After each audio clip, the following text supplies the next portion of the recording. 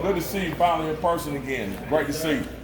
Guys, I'd be remiss if I didn't say something, and something I say every time I speak. The very first person, the very first entity that I want to thank is my Lord and Savior, Jesus Christ. Amen, brother. Give him more thanks. Folks, the reason why we're standing here in this, what some people might call a den of iniquity, but was actually a den of freedom, is because our Creator endowed us with such fantastic rights. And then he blessed us with founders that saw fit to affirm those rights in our founding documents. And one of those rights is our Second Amendment. That right comes expressly from our Creator. To every animal on earth, he gave the ability to defend itself. And to man, he gave the ability to be able to craft weapons for the purposes of keeping himself free, keeping himself safe, and feeding himself. So we thank him first and foremost. Then I'd like to say thank you today. Today starts early voting here in North Carolina. We've got volunteers out standing in the rain right now handing out our material. When I was a little kid growing up in Greensboro, I never would have imagined that people would be standing in the rain with a pamphlet with my name on it, handing it out, telling them, hey, go vote for this guy. He's somebody that we really need in office. I tell you, it's been times, guys, when I've been alone and I've reflected on that and it's brought tears to my eyes. I really can't believe it. Can't believe that how blessed this campaign has been. And we don't like to call it a campaign, we like to call it a movement, because it really is a grassroots movement of patriots. And we're trying to replace these politicians in Washington and replace these politicians in Raleigh. We're trying to replace them with patriots, people who love this nation and want to do the right thing. Amen. Guys and gals that are more interested in doing the will of the people than they are being just sitting and getting rich and getting reelected. Days of that happening, guys, has got to be over. And then finally, guys, last people I want to thank all of you. The reason why I want to thank you is this. I want to thank you because we hear a lot of talk nowadays about a word called democracy.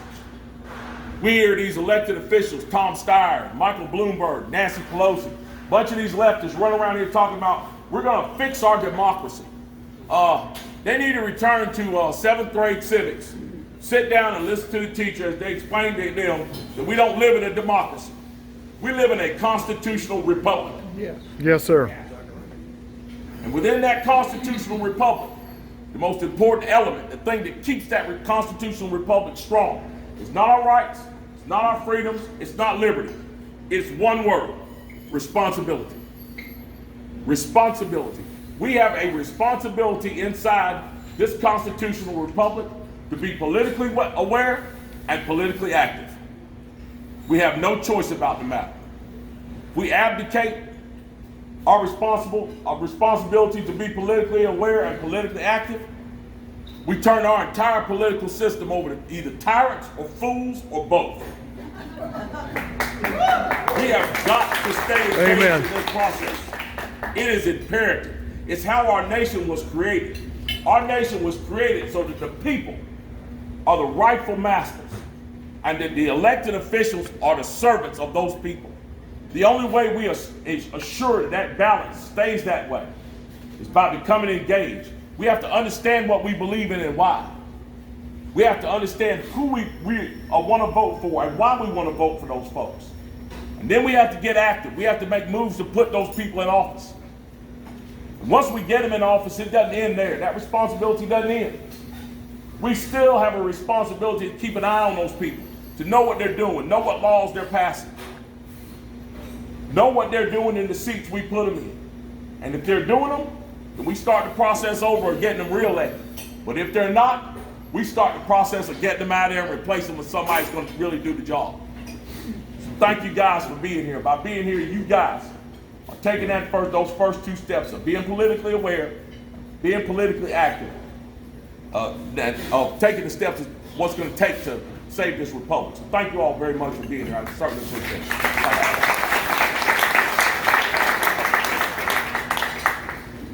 Before we get started in the second part, guys, I'm struggling a little bit because I'm dealing with a little bit of laryngitis. No, it doesn't sound like it, but I am. You should have heard me a couple of nights ago. It was really rough. So this is you quiet? This is me quiet. This is quiet. So why are we here? We're here because, thank you, I appreciate that. We're here because It's election season, and you want to vote. And hopefully you want to vote for Mark Robinson. But who is Mark Robinson? We'll go over that real quick, real short. My name's Mark Robinson from Greensboro, right down the road, about an hour and a half. That trip's going to be made real fast on some Saturdays when I'm coming out here to come shoot, guys. Hour and a half is probably going to turn to about 45 minutes. But I'm from Greensboro, born and raised in Greensboro. I tell people all the time I'm number 9 of 10 children. My family grew up very poor. I'm sure that's an experience some of you all have shared as well. I witnessed a lot of things that no child, no person should ever witness. A lot of domestic violence. We had a lot of alcoholism in my family. But by the grace of God, we survived all those things. The two biggest things that I learned in my life that helped me become a conservative and helped me become a person of faith. I learned those two things from my mother. The number one thing that I learned from my mother was to have faith in God. She's the one that led me to my faith and taught me that the most important decision that you'll ever make in your life is not where you go to school or where you work or what you do for a living. It's where you're going to go when you cross over on the other side. And who you believe in while you're here. Make sure that you cross over and go to the right place. She's the one that instilled that faith in me, and I thank her very much for that. The second thing that I learned in life, quite possibly, one of the greatest lessons I learned in life is what's really important. And what's really important in life is having a big house and fancy car and lots of money important? Absolutely not. What's important in life is this: having faith, having family, and having each other. Because when push comes to shove and you don't have anything else to rely on, those are the only things that you have to lean back on. And they have served me well in my life, folks. They've served me well. Another great example my mom laid out for me, one of the things that's made me such a staunch conservative. When my father died in 1979, I was 12 years old. My mother had never worked outside the house. My father controlled everything. He paid the rent, he paid all the bills, he bought the groceries, he did it all. When he died, I thought we were going to end up homeless. No idea what was going to happen. My mother tells a story like this. A well-meaning friend of hers came down and talked to her from down the street and told her, well, your husband's dead now. You have 5 children in school. You can live off welfare for the rest of your life. You don't have to do a single solitary thing. You don't have to worry about anything. The government will send checks right here to your house to take care of you and your children forever. My mom tells a story that when that lady left, she took a look at her walking away and thought to herself, that's not what I'm going to do. I'm going to go out and get a job. That's exactly what my mom did. But what can a woman with 5 children and a 5th grade education that's never held down a job, what did she do for a living? She went to the university across the street. She got a job as a custodian, guys. She cleaned toilets, she mopped floors, she cleaned windows. She did whatever it took to take care of her family. And here it is. The 2 lessons I learned from that was this. Nothing is paramount to taking care of yourself. Not relying on the federal government, not relying on the state government, not relying on the county, not relying on the charity of churches when you're a healthy person and you can work. Earning it by the sweat of your own brow and making your own way. Number 2, she taught me about responsibility, and a huge word here, folks, priorities. My mother had her priorities in order. When she got her little check from being a custodian at NCA&T, she didn't go out and get her hair and her nails done or go out to a nightclub or go buy beer. My mom paid the bills. She paid the mortgage. Yes, she bought a house on that, 2 houses on that custodian's salary. She paid her car payment. She paid the light bill. She paid the water bill. She bought us clothes. She bought us food. We had things after my mother started working that we had never had in life. All because my mom had her priorities in order. She put her children and her family first. It's going to come in, play a big part about something I'm about to say here. But guys, that's how I survived in life, was by learning those lessons from my mom and seeing what she did for me. So after high school, guys, I joined the United States Army Reserve. I served 3 years as a medic in an ambulance company in Winston-Salem. After being detached from the reserves, I met my wife. I can honestly say that if it was not for my wife, I'm not really sure where I'd be, guys. I'm not really sure. God has a way of lining up your life when you're faithful to Him and you believe in it. But He brought my wife into my life. We got married. We've been married 30 years now. We have 2 adult children. I have a 2-year-old grandson. Yeah, all the grandparents know what I'm talking about. They all know it. You know, a grandkid could burn down your house, and all you'll do is look at him and say, it's okay. We'll build another. So, but, and she's pregnant with our second child as well. She's married. She's an ADA in Guilford County. My son works in the restaurant business, and they're doing quite well. But what really led me to the point where I am right now in my life, I won't go over all this other stuff, but what really led me to the point where I'm at, running for lieutenant governor, was this. Most of my working career, I worked in manufacturing. I actually saw 2 jobs in manufacturing get sunk due to NAFTA. But I was working in furniture manufacturing in High Point, and I was going to school full time. My plan was to be a history professor at the college level. But I had that plan, God had another plan, because I ended up getting into this tussle with the Greensboro City Council. I think a lot of you all may have seen that video. Woo! Yeah. Some of y'all may not know this, but I have an artificial foot right now because my right foot is still in the Greensboro City Council. But after that whole thing happened and the video went viral, I got offers to do all types of fantastic things all across the country. I got to travel around and speak and meet all kind of people. I got to meet folks at the NRA. I did a commercial with them. I even got to meet President Trump. But when it came right down to it, so I was telling this gentleman and his partner over here, I was telling them, people wanted me to go out and try to make money off of this thing. And everybody was encouraging me, hey, you can make millions of dollars and do this and this and this. And that never settled right with me. And the reason why it never settled with me was this. I truly believe that God did not put me in front of that city council that night behind that podium so I could get rich and get famous. He put me there because he sees that the rights that he's given his people are being snatched away by tyrants. Amen. And he needs to raise up a regiment of people to stand up for those rights. Amen, and I brother. truly believe he's using me as one of those people, and I feel absolutely blessed because of that. And because of that, guys, I don't ever want to make any money off of that. So we sat down and we decided to run for office because we want to affect some change in some crucial areas. And change starts at home. And so we decided to run for lieutenant governor because we feel like lieutenant governor suits my particular set of talents just right. So what are those things we want to focus on? What are they?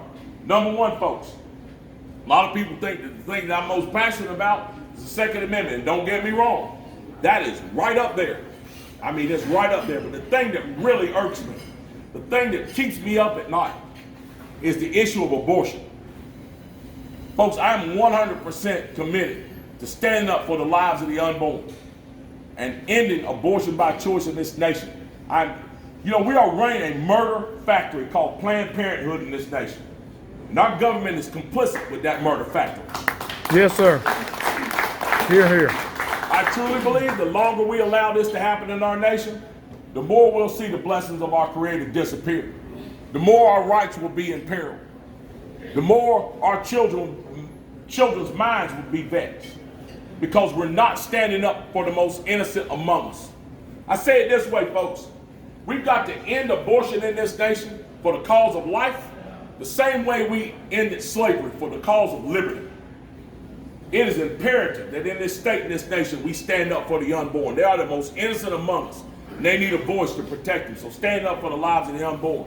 And then there is that thing called the Second Amendment. Here it is, folks. When it comes to the Second Amendment, it's simple. It's simple for me. We have got to start putting people in office who understand why our Second Amendment is in the Constitution. More importantly, why it's in our Bill of Rights. And it's not hunting, it's not skeet shooting, it's not trap shooting, it's not any of those things. The Second Amendment is in our Constitution, in our Bill of Rights, for this express purpose: to protect the citizens of this constitutional republic from its own government, should that government become tyrannical and become a terror to the people. That is the only reason why it's in our Constitution. Our founding fathers knew this one principle, that governments to have all the guns and all the power always become tyrannical, always. Long before Joseph Stalin raised his ugly head in Russia and killed millions of disarmed people. Long before, the tyrant Adolf Hitler raised his head in Nazi Germany and killed millions of unarmed people. Long before, Chairman Mao raised his head in China and killed millions of unarmed people. And Pol Pot, Castro, and even the people who run Venezuela now, long before those people ever took their first breath on this earth, we had founders who knew what happens when you disarm the people. The government becomes tyrannical. They didn't intend for that to happen on these shores. So they affirmed our God-given right to self-defense through our Second Amendment. And we need to hold on to that Second Amendment, because if we do not, we might as well throw the rest of the Constitution in the trash, because it's useless. So holding on to that Second Amendment, top priority. And then there's this thing called education, which unfortunately today has become something called indoctrination. We've got to reverse that trend, folks. When it comes to education, here's the things I think we need to do. We need to take away some things. We need to add some things back in. First thing we need to add back in is a healthy dose of discipline in the classrooms and in the hallways. When I say discipline, I don't mean teaching these children right from wrong. That's not the teacher's job, that's their parents' responsibility. We need to put that responsibility back on them. What I'm talking about is having that strict code of conduct that hangs on the wall, almost like the 10 Commandments, that tells these students and their parents what will and will not be tolerated. If you can't follow that code of conduct, you'll be invited to leave. Why do we need to do this? Because number one, we need to start making our schools safe again. Without discipline, a school is unruly. We can see how it's exploding into violence right now. Number two, there are two missions of the school. Two missions: to teach and learn. And anything up to and including unruly students that blocks those things from happening needs to be removed. It's time that we stop burdening our teachers with being mama, daddy, social worker, and police officer. It's got to stop. They're called teachers. We need to make sure they can teach and be successful in the classroom. That's number one, discipline. Number two, after we get some discipline back in the classroom, we need to start with grades 1 through 6 and set our students up to be successful through the rest of their lives, not just the rest of their education, the rest of their lives. And how do we do that? By teaching them three things: how to read, how to write, and how to do mathematics, and not with Common Core.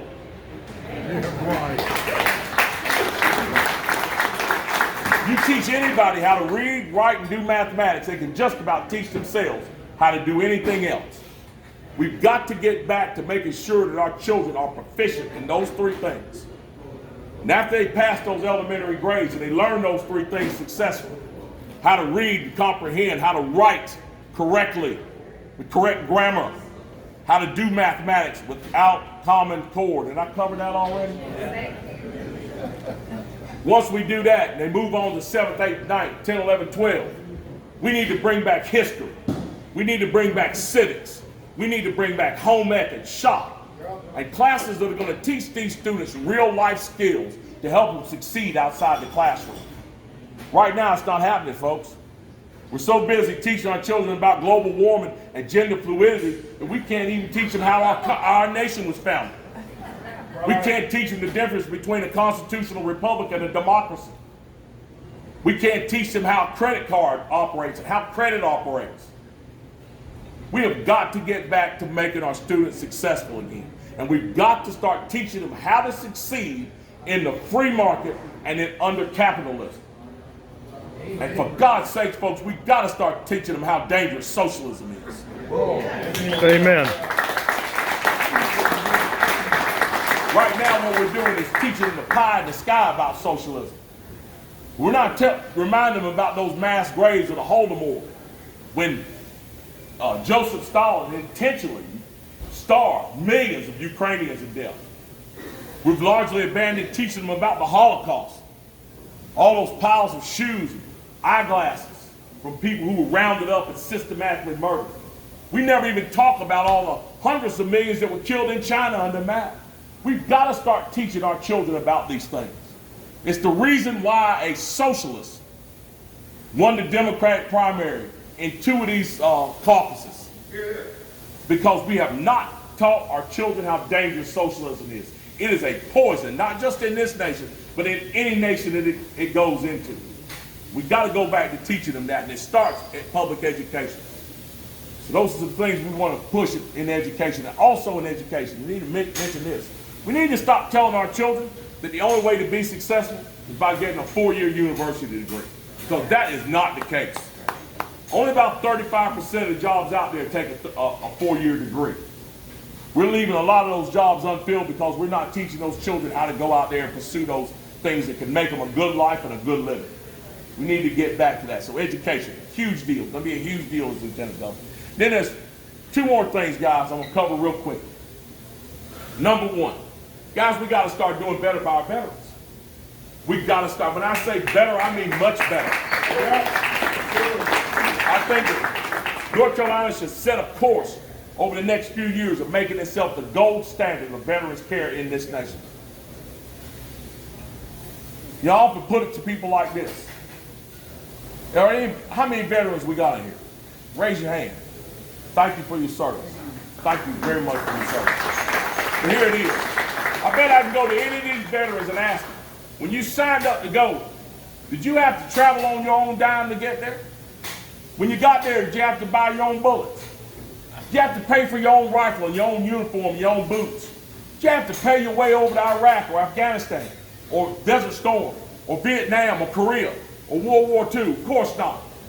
You see, because we don't spare any expense in retraining, in recruiting, training, equipping, and sending our soldiers off to combat. But all of a sudden, when they come home, it's on their dime to drive 100 miles to the VA clinic. It's on them to cut through all the red tape that they have to cut through to get to the care they need. Bottom line, folks, is this. Same way we don't spare any expense in training them and shipping them off, we don't need to spare any expense when it comes to taking care of them. Amen. We need to be there for them the same way they were there for us to serve. We need to be there for them now. So taking care of our veterans, folks, got to do that. Got to do it. And then finally, folks, is there any law enforcement in here? Retired or otherwise? Yeah, hey, Rick, what's up, man? What are you doing? Yeah, I know that guy. Guys, we got to start supporting law enforcement. We got to start putting people in office that are going to support law enforcement. Any of y'all that own the TV and watch it for any amount of time know these social justice warriors are spreading these false narratives like wildfire about our police. Police officers are beleaguered. They can't even go out and do their jobs. They're afraid to, put a suspect under arrest because they're afraid they're going to be the next YouTube star. And when they are, these elected officials will tuck tail and run, throw them up underneath the bus for political reasons. That's got to stop, folks. Not just for the cause of those police officers who are doing an honorable job. It's got to stop for the safety and security of our communities. Because we continue to denigrate police officers and embolden criminals, crime's going to go through the roof. And it's not going to show up on paper. It's going to show up on your doorstep. We have got to put strong, fearless, elected officials in office who are not afraid to stand up for these law enforcement officers when the time comes. We've seen it too many times where they've been thrown under the bus. And we're losing too many good officers. Sadly, we're not even losing some of them to quitting. Some of them we're losing to suicide and assassination because of it. It's a trend we desperately need to change. And it's up to us to do it by putting the right people in office. So standing up for law enforcement. Guys, those are the things that I want to fight for as Lieutenant Governor. Again, I want to thank all of you all for being here. Yeah, Police and Sheriff's Alliance. This man right here, you're the president, yes? Executive Director, Ricky Patriot. They have endorsed my candidacy for Lieutenant Governor. Thank you very much for that, Ricky. We appreciate it. You've been a great friend to me since this entire thing started. Certainly appreciate it. Former Sheriff's Deputy, correct? 35 years. 35 years, Sheriff's Deputies. This guy's done great work. He's running for office again, right? Senate 22. Remember that name. That's the guy we need in that seat. Guys, thank you all for being here. Thank you for all the volunteers out there. I will stand for any questions, but guys, thank you very much for being here. This crowd, you've been great. Thank you very much. Woo! All right.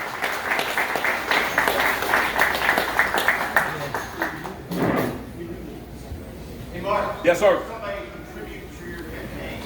Oh, yes, if you want to contribute to my campaign, you can do that here in person. We have some donation envelopes here.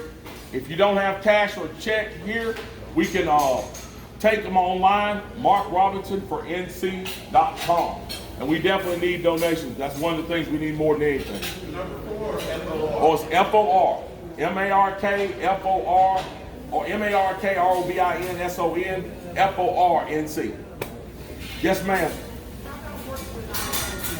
Are you talking about sheriffs working with ICE? Gotta happen.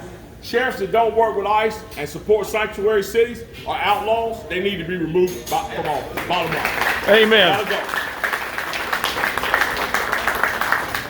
how do we even get away with that, though? Say that again. How do we even get away with it? Two things. We got a lot of leftists in charge that are allowing it, and sad to say this, we got a lot of conservatives that are laying down taking it. As conservative folks, we got to stop laying down taking this stuff. And you notice this. The left will come out with all these Looney Tune crazy lies and be out jumping up and down on tables and in the streets screaming, and we'll sit at home looking at TV going, boy, that's a shame. Boy, that's a shame. We got to stop that. We got to stop it. I told somebody else this. We just don't have enemies at the gate anymore. We got enemies inside the gate, and we got them in the headquarters, actually drawing maps right now. It is not time for us to lay down and think we can put a pipe in the corner of our mouths and just figure this out peacefully. We have got to start standing up, fighting for this republic. We've got to beat back this socialist horde that's trying to destroy it. And the only way we're going to do it is, number one, we get active, if we become aware, we become active, and then once you become active, folks, I'm telling you this, the time for part-time is over. We have almost got to be fanatical about this thing. We had 20 presidential candidates stand on stage and say they were willing to give away your inheritance to your grandchildren to people who sneak across our border, that ain't put one dime into the kid. We got people up in Virginia right now that passed 28 gun bills to take the guns out of law-abiding citizens' hands, but not one to get the guns out of the Crips or the Bloods or any other criminals' hands. This is a serious issue, folks, and it's not just for us. We're talking about the freedom of our children and our grandchildren and their children. And it's going to be decided on whether or not we're going to have the courage to stand up and fight for that. So, folks, we got to do this. I mean, it starts with us. It starts with us. Mark, did you bring any signs to the yard that we can have? I have one sign in the car. Bidding starts at $25. Actually, we thought we ordered enough signs. Unfortunately, we did not order enough. We thought we had a plenty. We were like, wow, this is way more than enough. Those signs got gone, I think, in 2 days. So we have some more ordered. They should be here early next week, and we'll start the process of getting them distributed to the local GOP. Some doggone Democrat out here with about 50,000 signs up and down Briar Creek Boulevard. Yeah. Yeah, absolutely. Absolutely. Yes, sir. Anyone else? Got a question. Yes, sir. How much support are you getting from the Republican Party? Are they supporting you? Well, the Wait to Republicans, see what you do. yes, the Republican Party is by and large staying out of this primary because there are so many people in it. But I believe, of course, if we win this primary, we'll have that support wholeheartedly. I believe that. Anyone else? Guys, you can ask me anything. Mark? Yes, sir. I had to say something real brief. Sure. The North Carolina Sheriff Police Alliance, we did our endorsement. In the process, we endorsed two individuals for public office. Typically, we don't do all the state races or anything in the primaries. But this year, there were two big offices that law enforcement felt were the biggest offices that we really had to look at and pick the best ones for the job. Because if you don't get them out of their primary, they're not going to make it to the general election. So we decided we'd go like we do in streets, we're going to go out fighting. We ended up endorsing Mark, and it was hands down. And also, we endorsed Dan Forrest. Yeah. Glad he mentioned that. One of the things are that we stand with the former law enforcement. We also stand with the former Mark Robinson and Dan Forrest. I'm glad you mentioned that, Rick, because I forgot to tell y'all the 5 things we need to do in North Carolina. To keep North Carolina safe from what I call the socialist horde. And yes, that's what they are. A socialist horde that want to destroy this republic. The 5 things we need to do, and here they are. Number 1, we need to re-elect President Donald Trump. Bottom line. Amen. Number 2, we need to elect Dan Forrest as governor. Now, I'm not supposed to say that because he's in a primary, and I don't care. I'm a patriot. I'm not a politician. We need to elect Dan Forrest as governor of North Carolina. Anybody want to guess what number 3 is? There you go. We need to elect Mark Robinson as lieutenant governor. That's number 3. Number 4, we need to get our super majorities back in the House and Senate, North Carolina House and Senate. That's number 4. And folks, number 5, I'm naming it last, but it's not least. But I'm naming it last because I want to leave an impression. We have got to get our judges back in order in North Carolina. Our North Carolina. Here, here. Amen. We've got to put constitutional conservatives who put the will of the people and the Constitution first. And so we need to get that straightened out. If you do not know who those judges are, go down to your local GOP, walk in the office, and ask those folks, just say, hey, look, I'm here to find out about the constitutional conservative judges. They'll lead you to the information you need. And that's absolutely important because we can have the first 4. If we don't have that 5th one, they can block every piece of legislation we send down the pipe. Those judges are important, but those are the 5 things we need to do, folks. Thank you. Yes, sir. One comment on the re-election of Trump. Please understand how important Trump is for the next 4 years, but also the next 15 or 20 years for That's right. the Supreme Court. That's exactly right. There will be a lot of Supreme Court justices That's who right. will be falling off the tenure, the bench. Mhm. And it's so important That's right. to get the majorities in the Senate and the House, and also to That's have right. Trump's Look, leadership look. to get the new Supreme Court That's justices. right. That's absolutely right. Again, constitutional conservatives who are not going to legislate from the bench. That's what we need. And it's important at the federal level as well with President Trump. It absolutely is. Yes, sir. Thank you for being here. Thank you. Appreciate that. Thank you. Question about state of the Lord, Virginia. They've got the sanctuary county. Yes. For Second Amendment. And what your thoughts on that? As it relates to North I Carolina. really don't like to call them sanctuary counties for Second Amendment. I'd rather have another term, maybe Second Amendment Declaration or something, in support of the Second Amendment. But whatever you call them, the major obstacle, a lot of these things, a lot of career politicians are saying they don't want. They're saying, oh well, there's no legislation behind it. It's just an empty gesture. If you're ever at a meeting and somebody says that to you about making your county declaring that it's a sanctuary county for the Second Amendment, you need to remind them of another declaration that was made in this nation back in 1776, called the Declaration of Independence. Didn't have a bit of legislation behind it. The only power it had behind it was the will of the men that crafted it and signed it, and the patriots that would stand up and fight with it. But it put the British on notice that we were going to continue to be free and continue to fight them for our freedom. That's the same thing we need to do in these counties. We need to put the state and the federal government on notice that if you come to so-and-so county with the intent of taking away our people's Second Amendment rights, constitutional rights, you're going to pay hell for it, because we're not going to lay down and take it. It's a declaration that needs to be made loud and clear across this state, because we already see what happened up in Virginia when people took it easy. So I'm absolutely in favor of it. Yes, sir. We call it constitutional campus. Yes, absolutely. That's right. That's right. Yes, ma'am. At this point, it seems like a sure thing that Trump is the president, Mm-hmm. but we got to make sure we still vote. That's exactly right. We cannot be complacent. And here it is. The time when we don't need to be complacent most is the time when we're winning, just like in a football game. When you get that team down 21-0, 28-0, 35-0, you keep your foot on the gas. That's what should energize you. When you're winning, that's the time you should press the hardest.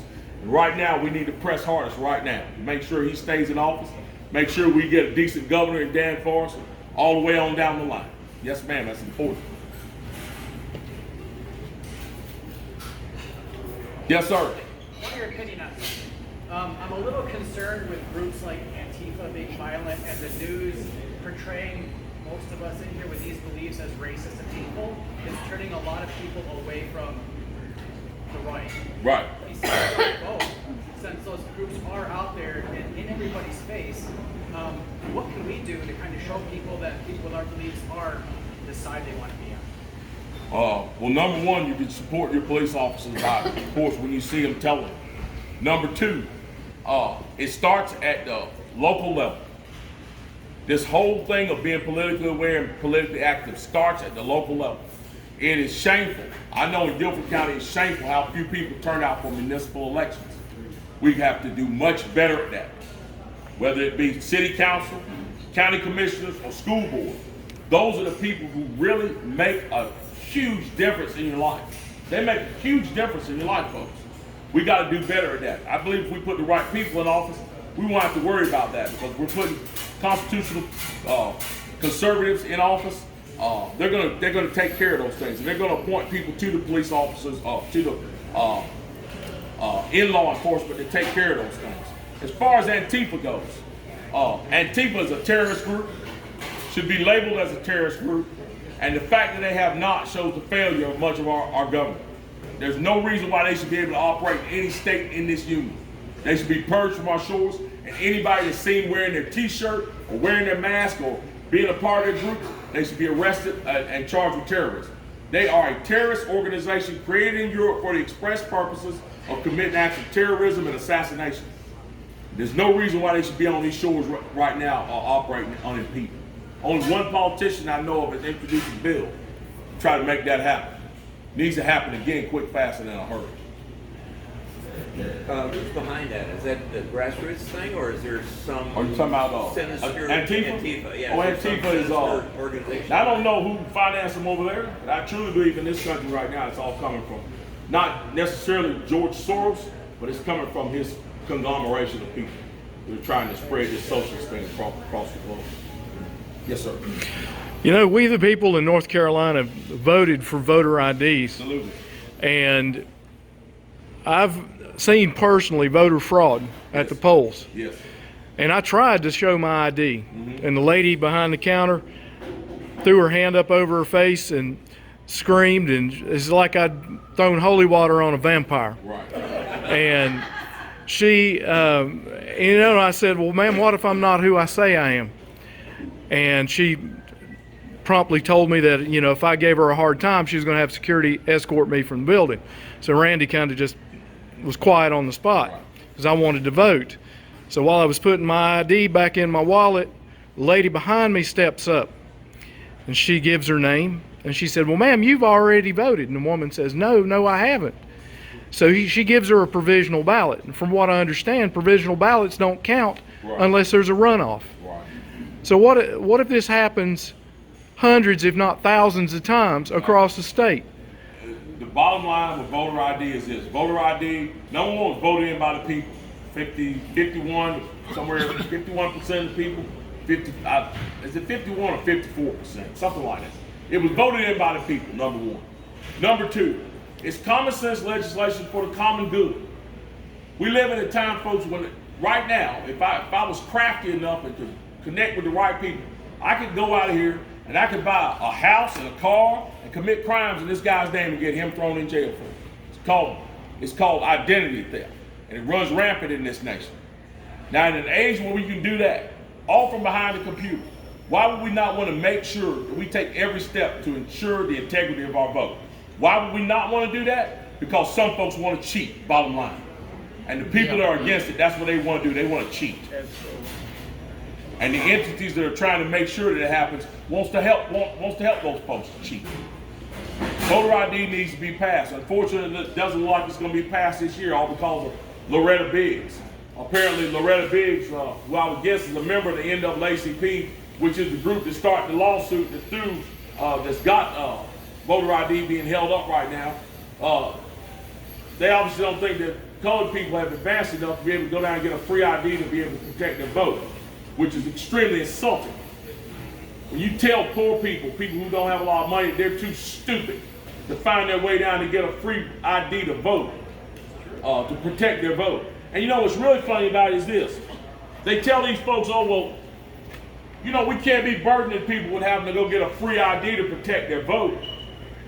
But some of those same folks are in favor of putting lottery ticket machines and selling lottery tickets at $20 a pop to poor folks. They don't have a problem with that. Again, it's all about priorities. It's all about priorities, folks. For some of these folks, it's just about outright cheating.